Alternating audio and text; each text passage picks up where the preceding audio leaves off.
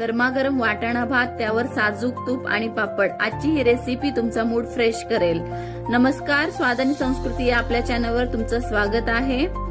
कुकरमध्ये 5 मिनिटात असा मोकळा आणि चमचमीत वाटाणा भात कसा बनवायचा चला बघूया। त्याच्यासाठी आपण इथे बासमती तांदूळ घेतलेला आहे, वाटाणे आहेत, कांदा, चक्री फूल, मसाला वेलायची, तमालपत्र आणि आपण काही खडे मसाले घेतलेले आहेत, मिरची, आलं, लसूण आणि कोथिंबीर आहे। तांदूळ स्वच्छ धुवून भिजत ठेवलेला आहे।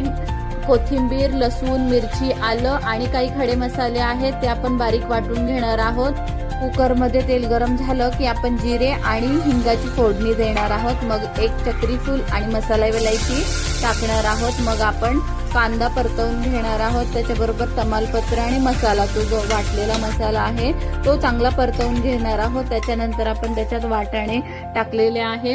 2 चमचे दही घेतलेले आहे इथे मी, तेही चांगलं परतवून घ्यायचं आहे। मग भिजवलेला तांदूळ, मीठ, गरम मसाला हे आपण टाकून चांगलं परतवून घेणार आहोत। आणि हा आपल्याला मसाले भात आहे ना, लहान मुलांच्या डब्यांसाठी किंवा झटपट डिनरसाठी आपल्याला परफेक्ट मसाला पुलाव तयार होतो हा आपला। आता ह्याच्यामध्ये आपण जेवढा तांदूळ घेतला ना त्याच्यात 1.5 पट पाणी टाकणार आहोत।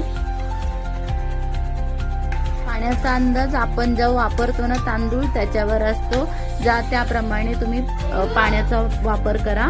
इथे मी 2 चमचे तूप टाकलेलं आहे, त्याच्यात थोडं काजूही टाकलेले आहेत। चांगलं हलवून आपण कुकरला झाकण लावून 2 शिट्ट्या घेणार आहोत। गरमागरम वाटाणा भात तयार आहे। वाटाणा भात बनवण्याची ही सोपी पद्धत पाहिली, आता तुम्ही पण या पद्धतीने नक्की ट्राय करा। ही रेसिपी तुम्हाला कशी वाटली कमेंट करून सांगा।